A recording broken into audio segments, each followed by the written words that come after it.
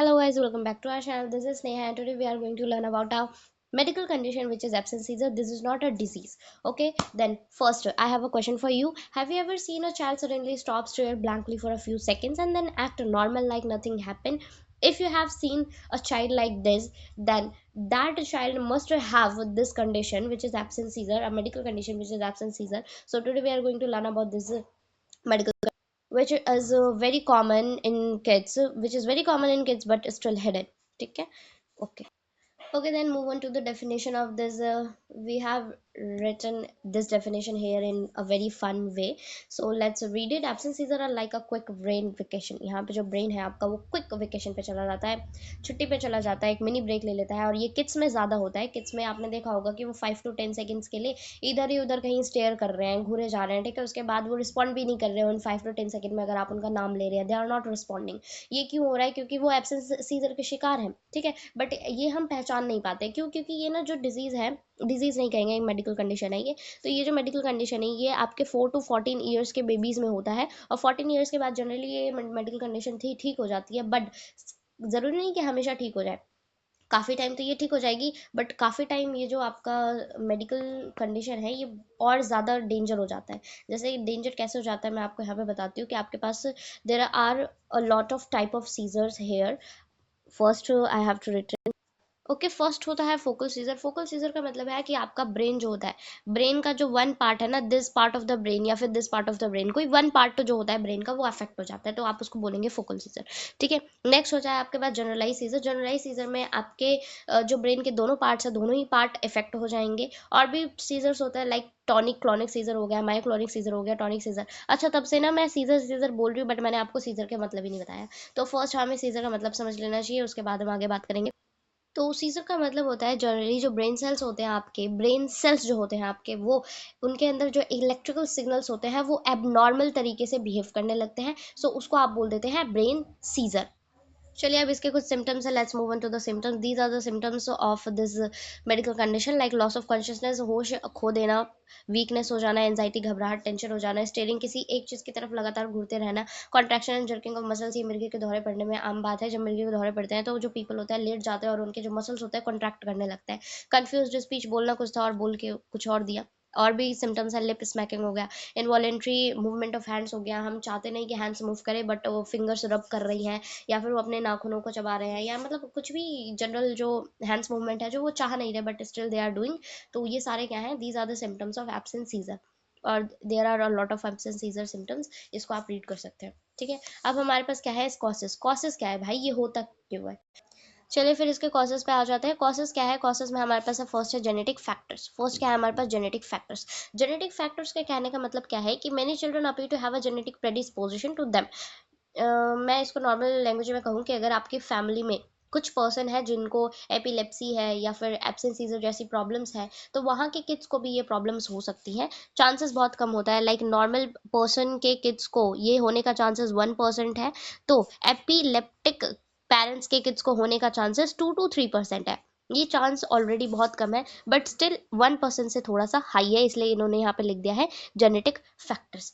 ठीक है, अब नेक्स्ट क्या है? Abnormal brain electric cell. जो ब्रेन के अंदर के सेल्स होते हैं वो नॉर्मली बिहेव नहीं करते, एबनॉर्मली बिहेव करते हैं. ठीक है, उसके बाद आयन चैनल डिसफंक्शन. आपके ब्रेन में कुछ चैनल्स होते हैं. चैनल्स का काम क्या होता है?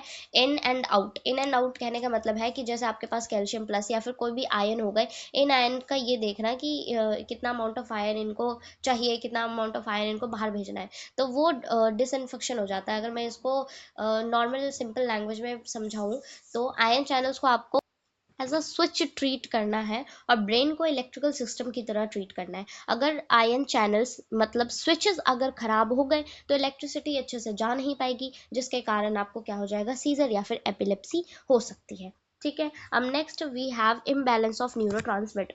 इम्बैलेंस ऑफ न्यूरोट्रांसमीटर कहने का मतलब क्या है? पहले आपको पता होना चाहिए कि न्यूरोट्रांसमीटर्स क्या होते हैं. न्यूरोट्रांसमीटर्स ऐसे केमिकल्स होते हैं. आपके पास दो इंपॉर्टेंट न्यूरोट्रांसमीटर्स होते हैं. एक सेकेंड में यहाँ पे लिख देती हूँ. फर्स्ट होता है GABA and second one is glutamate. These are two most important neuro transmitters of our brain cells. GABA का काम क्या होता है, ये ब्रेन को काम करता है, रिलैक्स करता है। और ग्लूटामेट का काम क्या होता है, ये ब्रेन को एक्साइट करता है। ठीक है, अगर आपके ब्रेन के अंदर ये गाबा रिलेटेड मैकेनिज्म जैसे रिलैक्स वाला आपका न्यूरो ट्रांसमीटर कम रिलीज हो रहा है, एक्साइटेड वाला ज़्यादा रिलीज हो रहा है, तो इसके कारण भी आपको एब्सेंट सीजर जैसी प्रॉब्लम्स हो सकती है। ठीक है, उसके बाद brain immaturity in children. Brain immaturity in children का कहने का क्या मतलब है, जो आपके 4 to 10 ईयर्स के चिल्ड्रन होते हैं उनका ब्रेन मेच्योर नहीं होता है, तो उनके अंदर जब उनका ब्रेन मेच्योर हो रहा होता है तो हो सकता है कि उनका आयन चैनल्स में कोई प्रॉब्लम हो गया हो, या फिर ब्लड वेसल्स में कोई प्रॉब्लम हो गई हो ब्रेन की, तो उसके कारण भी उनको ये मेडिकल कंडीशन हो सकती है। Okay, so there are some more causes of it. तो यहाँ पे और कॉजेज है like hyperventilation. Hyperventilation का मतलब होता है फास्ट ब्रीदिंग। फास्ट ब्रीदिंग कहने का क्या मतलब है कि फास्ट ब्रीदिंग के कारण, मैं यहाँ पे 1 second, okay then we have writed here. यहाँ पे क्या है, फास्ट ब्रीदिंग। फास्ट ब्रीदिंग के कारण आप बहुत जल्दी जल्दी जो फास्ट ब्रीदिंग करते हैं पेशेंट्स, उनके अंदर जो कार्बन डाइऑक्साइड होता है ज़्यादा अमाउंट में बाहर निकल जाता है, या बॉडी के अंदर जो कार्बन डाइऑक्साइड का अमाउंट होता है वो रिड्यूस हो जाता है, लेस हो जाता है, जिसके कारण जो ब्रेन की ब्लड वेसल है वो सिकुड़ना स्टार्ट कर देती है, कंस्ट्रक्ट करना स्टार्ट कर देती है। और अगर कंस्ट्रक्ट करेंगी तो वहाँ के केमिकल्स में प्रॉब्लम्स हो जाएगी, जिसके कारण आपको एब्सेंट सीजर हो सकता है। उसके बाद और क्या क्या चांसेस है, लाइक स्ट्रेस, ज़्यादा स्ट्रेस लेने से, या कम नींद लेने से, या फिर फ्लैशिंग लाइट्स मतलब ज़्यादा स्क्रीन टाइम लेने से भी आपको ये मेडिकल कंडीशन होने के चांसेस है। Now we will see how the diagnosis of this disorder work. चलिए, तो फर्स्ट डिसऑर्डर का डायग्नोस हम कर सकते हैं by clinical history. Clinical history कहने का मतलब है कि हम पेशेंट की हिस्ट्री चेक करेंगे कि उसको जो when did this episode start, उसको कब से स्टार्ट हो गया है, ठीक है, how often do they happen, and is there a family history check करेंगे, या फिर डॉक्टर जो होंगे पेशेंट से बात करेंगे, और पेशेंट से बात करते टाइम वो पेशेंट को ऑब्जर्व करेंगे। ठीक है, ऑब्जर्व करते करते वो देखेंगे कि क्या ये बीच बीच में ब्लैंक लुक दे रहा है, या फिर किसी चीज़ को कंटिन्यूसली स्टेयर कर रहा है। ओके, देन नाउ सेकंड है ईईजी। ईईजी का मतलब होता है इलेक्ट्रोइंसेफेलोग्राम। इलेक्ट्रोइंसेफेलोग्राम में क्या होती है, छोटी छोटी जो स्मॉल वायर्स होती है उसको हेड के ऊपर प्लेस करा जाता है, ब्रेन के हेड के ऊपर ऐसे छोटी छोटी सी वायर्स को प्लेस करा जाता है। ठीक है, और जब उन वायर्स को प्लेस करा जाएगा तो वो एक स्पेशल टाइप का पैटर्न दिखाएगी। चलिए उसकी इमेज देख लेते हैं। ऐसा आपको स्पेशल टाइप के पैटर्न्स देखने को मिलेंगे एब्सेंट सीजर के ईईजी वाले शो में। ठीक है, समटाइम्स जो डॉक्टर होते हैं वो पर्सन से ये भी पूछते हैं कि आप 1 मिनट में कितनी बार सांसें ले लेते हैं। ठीक है, हाइपर वेंटिलेशन जिसको हम बोलेंगे, जो अभी हम चेक करेंगे। ठीक है, then there are some other test too, like CT scan करके, एमआरआई स्कैन करके, या फिर ब्लड टेस्ट करके। इन सब ये सारी चीज़ें करके भी हम क्या पता लगा सकते हैं, एब्सेंट सीजर के बारे में पता लगा सकते हैं। ठीक है, तो नॉर्मल ब्रेन का सीटी एमआरआई करके, हाइपर वेंटिलेशन टेस्ट करके, इसमें हम बोलते हैं उनसे कि आप 1 मिनट में कितनी बार सांस ले रहे हैं, वो चेक करते हैं हम इसमें।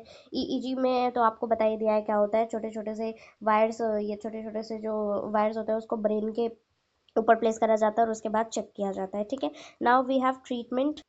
बाय द वे, ट्रीटमेंट जो होती है वो which is generally important for doctors, but still आपको थोड़ा बहुत पता होना चाहिए, तो देखते हैं। फर्स्ट है ethosuximide. Ethosuximide drug of choice.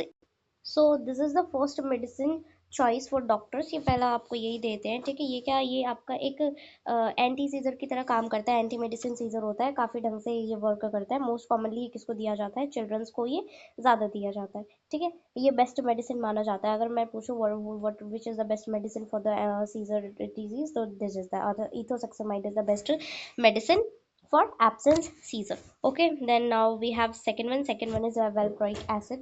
Valproic acid हम तब देते हैं जब जो पेशेंट है उसको 1 सीजर नहीं है। ठीक है, उसको एक से ज़्यादा सीजर है, तब हम उसको क्या देंगे, वेलप्रोइक एसिड दी जाती है। और जो वेलप्रोइक एसिड होता है, दिस इज स्ट्रॉन्ग, ये काफ़ी ज़्यादा स्ट्रॉन्ग आपकी मेडिसिन होती है। ठीक है, और इसको हम किसको नहीं दे सकते, इसको हम उनको नहीं दे सकते, इसको हम प्रेग्नेंट लेडीज़ को नहीं दे सकते जो कंसीव करती है। प्रेग्नेंट लेडी को क्यों नहीं देते हैं हम ये, क्योंकि इसके अंदर हाई डिफेक्ट, ये क्या कर देता है, ये इसको ऐसा माना जाता है that it is high baby डिफेक्टर, ये बेबी को डिफेक्ट कर देता है, इसलिए कंसीव लेडीज़ को हम वेलप्रोइक एसिड नहीं दी जाती। ये भी एक स्ट्रॉन्ग मेडिसिन है, बट ये आप कब देंगे, जब वो एक से ज़्यादा सीजर्स होते हैं, तब हम वेलप्रोइक एसिड का यूज़ करते हैं। ठीक है, if there are multiple seizures types. Okay, next है आपके पास लेमोट्रोजन। एक अनदर ऑप्शन है एब्सेंट सीजर की उसका मेडिसिन का, लेकिन इसका एक खासियत यह है कि ये ऑल्टरनेटिव मेडिसिन है। ऑल्टरनेटिव मेडिसिन का मतलब क्या है कि अगर आपको दूसरी मेडिसिन सूट नहीं कर रही तो आप ये लेमोट्रोजन खा सकते हैं, क्योंकि ये लेस साइड इफेक्ट होती है। ठीक है, जो लेमोट्रोजन है that is less side effect, so this is less side effect. Okay then, अगर मैं इन शॉर्ट बोल दूँ, इन शॉर्ट अगर मैं आपको इन मेडिसिन के बारे में बता दूँ, तो जो इथोसक्सेमाइड होता है ये बेस्ट चॉइस होती है। जो वेलप्रोइक एसिड होता है ये मल्टीपल सीजर टाइप्स के लिए लेते हैं, और लेमोट्रिजिन आपका एक ऑल्टरनेटिव ऑप्शन है। अगर आपको ये मेडिसिन सूट नहीं कर सकते तो आप लेमोट्रिजिन ले सकते हैं, क्योंकि ये लेस साइड इफेक्ट होता है।